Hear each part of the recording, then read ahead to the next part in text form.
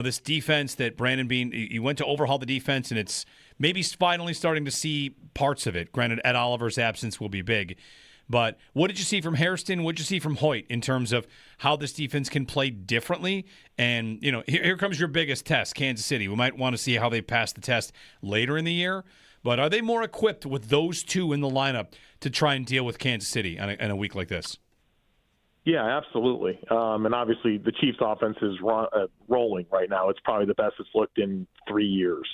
But I do think that they're positioned reasonably well with the reinforcements, especially the two you mentioned, Hoecht and Hairston. I really enjoy both players. Hoecht is a menace on the field. I mean, he's such a good, just a good all-around player. But his pass rush just gets me really excited with the athleticism that he has and the different alignments that he can play from. And he's just collapsing offensive linemen left and right with his ability to just convert speed to power. And then while doing that, he gets his hands on their wrists and their elbows and just forces them to give up their chest. And he's just pushing dudes into the quarterback. And he's very tenacious, and you can tell he gets under people's skin. He's a really fun player that I'm excited to see with him. And Bosa and Rousseau and Epinesa and that group should really elevate this pass rush against a couple of tackles here for the Chiefs that are suspect, right? Jawan Taylor's kind of been a struggling player for a while at right tackle, and then they're struggling at left tackle where their first-round pick, is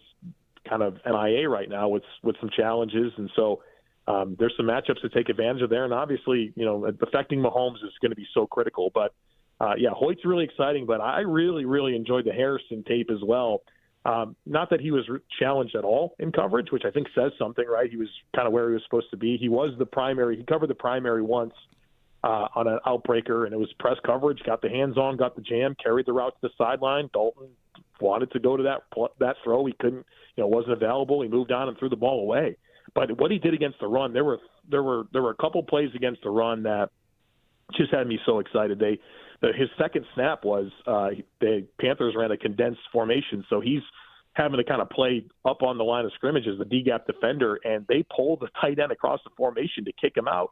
And Harrison he hunkered down and took on the block with perfect technique. He deployed a wrong arm and was able to really squeeze that gap down and position Dorian Williams and Jordan Poyer to combine for a tackle, showing a lot of physicality. We all saw the tackle he made in space, which was textbook technique, and then there was another play later on where they were running at outside to his area, and he was able to take Xavier Leggett and kind of push him back into the ball carrier and affect that ball carrier's flow and pushed him back into the pursuit of the defense. It was pretty cool to see.